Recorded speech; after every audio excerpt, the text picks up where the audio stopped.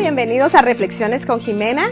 Y en esta tarde quiero hablarte acerca de algo que tal vez lo has escuchado y lo tratas de practicar, pero Dios me mostró una manera nueva, diferente, o tal vez unas palabras en su Biblia que nos confirman esa necesidad. ¿Y cuál necesidad? La necesidad de estar unidos. Ya sabemos todos que Jesucristo, en su última oración que hizo antes de llegar a la muerte, fue una oración que le dijo al Padre: Señor, que ellos sean uno como nosotros, tú y yo, o sea, Jesús y el Padre, son uno. Y definitivamente el tiempo de que estamos viviendo, a veces se nos olvida o se han hecho como muy ligeros este tipo de principios y fundamentos que el Señor Jesucristo dejó a su iglesia. Y a eso le estoy hablando, a la iglesia. Estoy hablando a aquellos que nos llamamos cristianos, aquellos que nos decimos hermanos, y en nuestra comunidad evangélica, ya sea de cualquier otra denominación, pero que tenemos el nombre de Cristo y por eso nos llamamos cristianos, tenemos un principio y un fundamento que no podemos dejar pasar. Hoy, en estos días de distanciamiento, tal vez la palabra ha hecho que crezcan unas raíces donde, si ya tenías diferencias, divisiones y problemas con algunos de tus hermanos, a causa de esta palabra que creo yo no debió haberse usado, distancia social, más bien distancia física, el mundo hubiera podido mejor llevar esto de una distancia física a un distanciamiento social. ¿Por qué? Porque la palabra de distanciamiento social enfatiza en que yo no me voy a relacionar contigo. Cuando hablamos de social, hablamos de una comunidad, la sociedad en la que vivimos. Ahora, ¿cuál es nuestra sociedad? Nuestra sociedad es la sociedad cristiana. Nosotros somos de una membresía bañados por la misma sangre. Ojo que estoy hablando a nivel interno. No quiere decir que somos excluyentes. Entiéndeme y no te vayas a ir del tema. El tema es para nosotros. Y voy a redondearlo al final y vas a entender por qué. Y cuando digo membresía, sí, estamos en un grupo que hemos sido bañados, como dice la palabra ahí con Pablo en una de sus cartas paulinas, dice: hemos sido bañados con la misma sangre, bautizados en un mismo bautizo y tenemos un mismo Padre, un mismo Espíritu, un mismo Señor. Por eso nos llamamos cristianos. Entonces, si ya conocemos la palabra o hemos escuchado en diferentes versículos y enseñanzas y predicaciones que debemos de ser unidos, que una ciudad unida no prevalecerá, en cambio dividida, entonces será derribada. Eso lo sabemos. También sabemos que el Señor vino a crear una iglesia que debe de cumplir los mandamientos de Dios, y el primero es amarlo a Él y el segundo es amar al prójimo así como Él nos amó o como nos amamos a nosotros mismos. Bueno, eso es lo más popular, eso es lo que más hemos escuchado en discipulados, en devocionales y en las predicaciones de nuestros pastores. Pero hoy quiero traerte unos secretos o tal vez frases escondidas dentro de la Biblia, versículos y citas escondidas dentro de la Biblia que nos hablan y nos profundizan de esto de una manera mucho más dulce y de una manera tal vez para mí ahora mucho más entendible. ¿Por qué? ¿Y por qué lo quiero traer, mejor dicho? Porque es indispensable que hoy, amado hermano, bendito Hijo de Dios, estés unido a tus hermanos. El Señor quiere que nosotros mostremos su gloria. El Señor quiere que hoy en día, a como está la sociedad, cada vez más distanciada, cada vez con mayores diferencias, y a través de todo esto, de esta pandemia, se han hecho las distancias aún más profundas. Él quiere que nosotros nos unamos y tengamos una verdadera hermandad. Él quiere que nosotros traigamos la gloria de Dios a través de demostrar que somos verdaderos creyentes. Escúchame bien, para que el mundo sea alcanzado, para que esta sociedad que ahora niega a Cristo o no quiere escuchar a los evangélicos o a las campañas evangelísticas que solo se acercan a Dios cuando realmente tienen un problema de finanzas, de salud o tal vez de emocional. Entonces, esos que de pronto están bien, esos que no tienen circunstancias o son totalmente escépticos a la verdad, al camino y a la vida, a ese evangelio de restauración, ¿cómo van a poder ser atraídos? ¿Cómo van a poder creer si no lo ven a Él? ¿Cómo van a poder creer si su iglesia, los representantes de Jesucristo hoy aquí en el mundo, mostramos algo que ellos dicen: esto es regular, esto es lo mismo? ¿Qué quiero decir? Que si mostramos nosotros, entre nosotros mismos, divisiones, diferencias, enemistades, falta de colaboración, falta de compañerismo, entonces esos incrédulos no tienen dónde ver más. Quiero que vayamos juntos y recorramos estos versículos y estas citas para que entendamos la importancia, mi amado, del llamamiento pienso yo, un dolor, un sentir que el Señor ha puesto en mi corazón en estos días, de traer unidad, de traer resolución de conflictos y terminar con diferencias y barreras entre nosotros los hermanos que nos llamamos cristianos. Acompáñame por favor y primero leamos el famosísimo y muy conocido por todos, Salmo 133. Y dice así en la versión traducción al lenguaje actual: no hay nada más bello ni más agradable que ver a los hermanos vivir juntos y en armonía. Es tan agradable ver esto como el oler de un buen perfume de los sacerdotes, perfume que corre de la cabeza a los pies. Es tan agradable como la lluvia del norte que cae en el monte Hermón y corre a Jerusalén en el sur. A quienes viven así, Dios los bendice con una larga vida. Vamos a mirar un poco este salmo que tanto hemos oído. Y sí, tanto en esta versión como en la Reina Valera, la palabra armonía y ver a los hermanos juntos es algo que es recurrente. Esto quiere decir que hay un llamado desde el Antiguo Testamento a que nosotros, los que somos creyentes, vivamos en paz, vivamos soportándonos unos a otros como nos lo enseña Pablo. También que nos podamos perdonar nuestras fallas y que podamos entender nuestras diferencias. Él compara el que se vea, qué hermoso ver, o sea, que somos observados. Eso es algo bien importante y más hoy en día, que a lo malo le llaman bueno y a lo bueno le llaman malo, cuando nosotros estamos tal vez trayendo un juicio o una calificación de algo que en los mandamientos sabemos que es malo y nos acusan.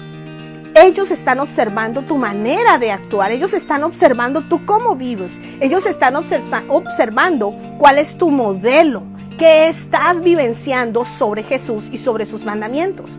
Lo más fácil es decir, si yo no peco, yo no robo, yo no mato a nadie. Pero lo más difícil y tal vez lo más delicado, pero lo más visible, son tus relaciones, tus actitudes con otros, cómo te comportas interiormente con tu hermandad, con tu gente y también con los lejanos.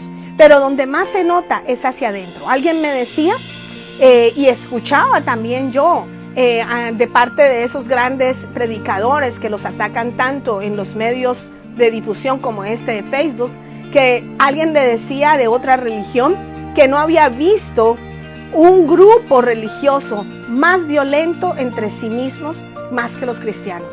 Y yo me niego a creer esto. Yo creo que exageran las malas noticias. Yo creo que es mayor el bien que el mal, porque Jesús es mayor y Dios es mayor. Y tengo fe que en medio de nosotros hay personas que somos íntegras y que deseamos agradar a Dios. Y que preferimos entonces y seguimos prefiriendo el humillarnos y el ser humildes.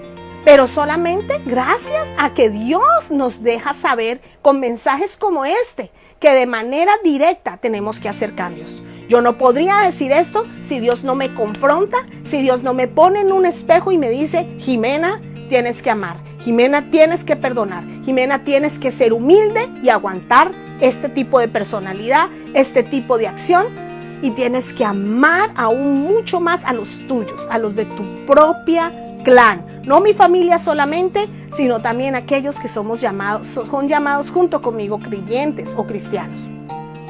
Esto te lo traigo como una motivación para que tú también revises tus relaciones. Mira que él termina en el Salmo 133 con una bendición de larga vida. Él compara el que nosotros como hermanos estemos unidos, estemos viviendo armoniosamente y en paz. Lo compara como una brisa fresca, un agua fresca, porque el monte Hermón traía las aguas de las nieves que refrescaban y traían agua a Jerusalén. Pero también compara con el perfume de los sacerdotes. Antes en otra versión dice como el óleo y la unción que cae por la cabeza de Aarón y se desliza sus vestiduras. Eso habla de unción, de aprobación, de estar bien con Dios y de ser un olor grato a Dios. Entonces, Los otros citas que hablamos al principio, afirmadas con esta, nos debe de motivar a que nosotros seamos diligentes a resolver conflictos entre hermanos, a amarnos y a tener paz unos con otros. Vamos a leer juntos lo que dice la primera carta de Juan en el capítulo 1, versículo número 7. Y dice así: pero si al igual que Cristo vivimos en la luz, entre nosotros habrá compañerismo, y la sangre de Jesucristo, el Hijo de Dios, nos limpiará de todo pecado. Esta es otra cita que nos habla precisamente de la unidad en Cristo. Se va a ver mostrada en nosotros, y el resultado de andar en Él y de cumplir los mandamientos de Él en esa cosa básica o en esa palabra básica de la unidad y el compañerismo. Y en esta cita también nos está trayendo una promesa. Y la promesa que nos está diciendo es que a través de ese compañerismo hay una garantía. La garantía de que nuestros pecados, los tuyos y los míos, van a ser limpiados por la sangre de Jesús. Entonces estamos entendiendo la importancia de que nosotros seamos muy diligentes y activemos nuestro carácter y nuestras acciones a hacer correcciones en todas esas relaciones que tal vez están rotas, quebrantadas y distanciadas entre nosotros, los hermanos cristianos, los creyentes. Yo creo que hay un llamado urgente. Hace pocos días fui a visitar al Circuit Park, vivo muy lejos de allí, pero queríamos hacer algo diferente y nos acordamos del Circuit Park en Austin.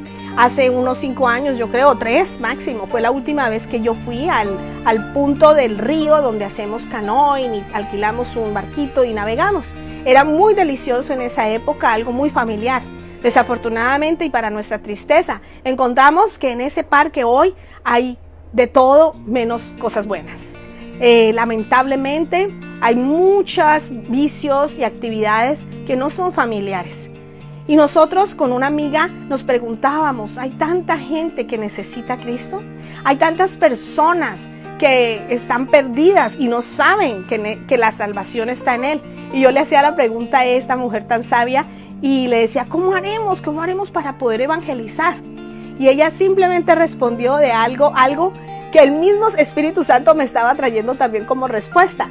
Y se unió a esa respuesta y dijo, con nuestros propios actos.